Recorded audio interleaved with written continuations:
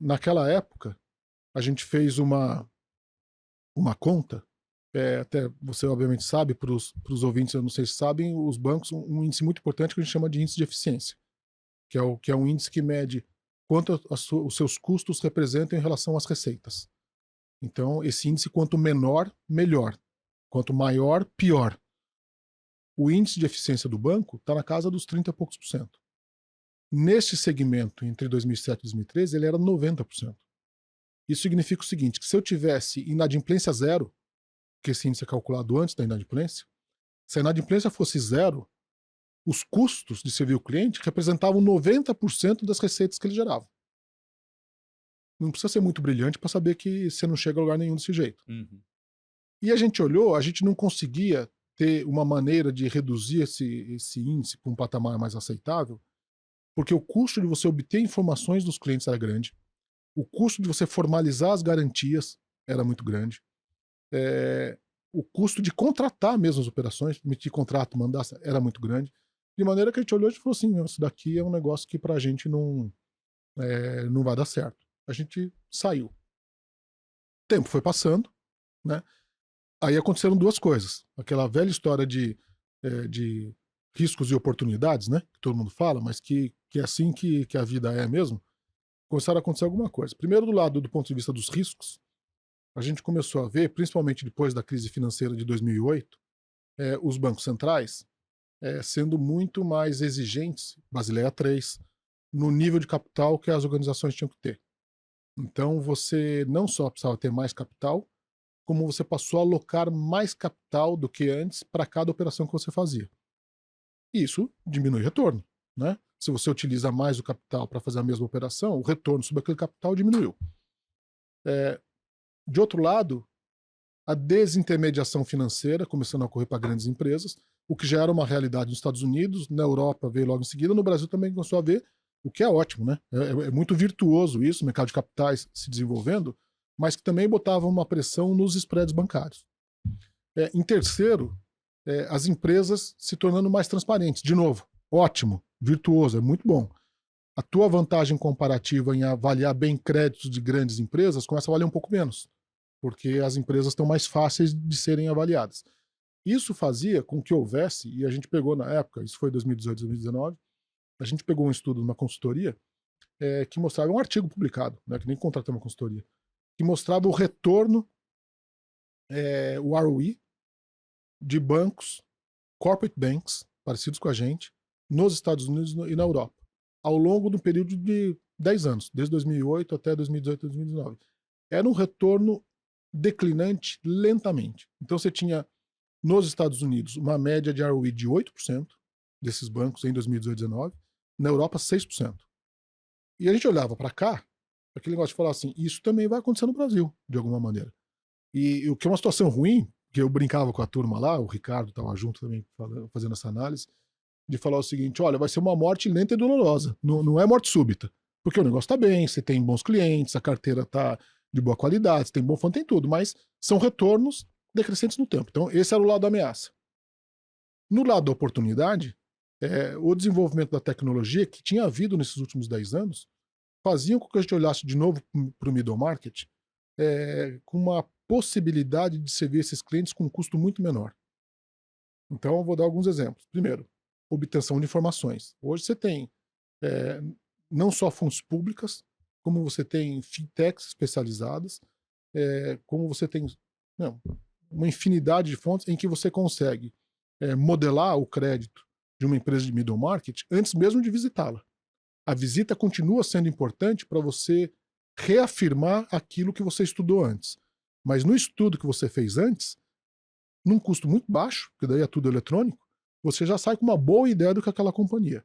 E do ponto de vista comercial é melhor ainda, porque você liga para a companhia, não é falando, escuta, aqui é do Banco ABC Brasil, eu queria marcar uma visita para você. Não, eu já estudei você, eu já entendi isso, eu tenho um limite pré-aprovado no valor de R$1,5 milhão, mas para isso eu preciso que você me receba e que confirme para mim algumas informações, eu precisar de algumas coisas a mais, tudo. É um approach comercial muito mais convincente. A parte de contratação, toda eletrônica, assinatura digital. A parte de cobrança de garantias, também com uma evolução enorme, né?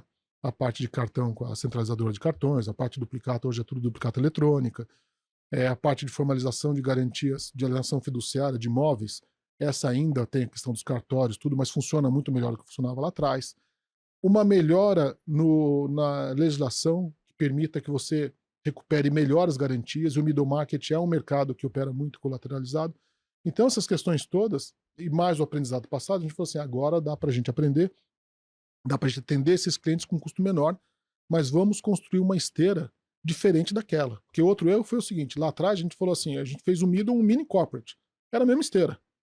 Era a mesma área de produtos, era a mesma área de crédito, era o mesmo comitê de crédito, era a mesma área de formalização. A gente falou, não, agora a gente tem que construir esteiras específicas, né? Que chama de swim lanes, das raias de natação. Então, clientes diferentes vão ter tratamento. Então, no middle market, você tem contratos mais padronizados. Você não consegue negociar contrato por contrato. Quero discutir a cláusula 4.3. Não dá. Você tem produtos também que são um pouco mais padronizados. Você tem esteiras de crédito mais automatizadas, continua sendo em comitê, mas o comitê só chancela aquilo que a modelagem que foi feita de maneira eletrônica está te indicando, e são comitês que têm pessoas mais júniores.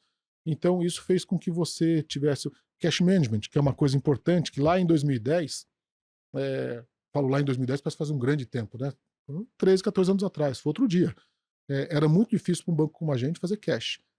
Em 2010, a nossa própria cobrança de duplicatas, a gente contratava os grandes bancos de varejo para cobrarem para a gente.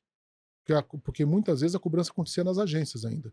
Hoje isso é impensável. Isso é tudo internet banking hoje. E hoje nós temos um produto de cash management que é muito competitivo, justamente porque a gente chegou mais tarde, a gente fez um negócio 100% na nuvem, a gente fez um negócio que nos grandes bancos ainda muitas vezes as empresas têm que adaptar o formato do arquivo de cobrança ao formato que o banco aceita. Hoje a gente chega para a empresa e fala assim, manda do jeito que você tiver. E o meu sistema se adapta a você. Então, o que você tem, você me manda. Cuidar da folha salarial, pagamento de fornecedores, é isso, né? É isso. Cuidar dos pagamentos e recebimentos da companhia. Uhum. O que não só dá uma rentabilidade, que é um serviço que você presta e você cobra, mas te dá um conhecimento da realidade da empresa muito maior. Porque imagina assim, seja uma empresa ou uma pessoa, eu consigo descrever tua vida se eu souber tudo que você paga e tudo que você recebe.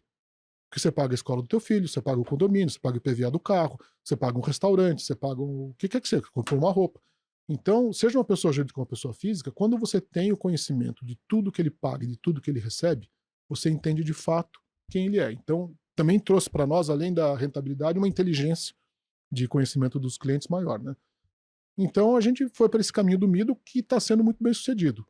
Hoje o Middle já é um negócio rentável, como você disse, ele representa 10% da carteira, já é mais do que 50% dos clientes do banco, são 2.500 clientes mais ou menos no middle market, num mercado que tem mais de 30 mil companhias. Então, assim, a gente tem muito espaço ainda para crescer e para conquistar e para agregar rentabilidade. Porque, por enquanto, embora o custo de serviço já esteja mais baixo do que era, mas ele ainda é um segmento que é detrator de ROI para o banco. Hoje, se o Middle não existisse, nosso ROI seria maior do que é, porque ele ainda não chegou na escala que ele precisa chegar.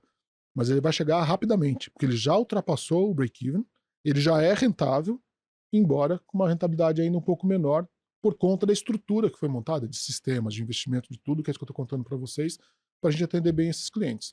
De agora para frente, as receitas marginais são muito mais expressivas do que os custos marginais, porque a infraestrutura está colocada.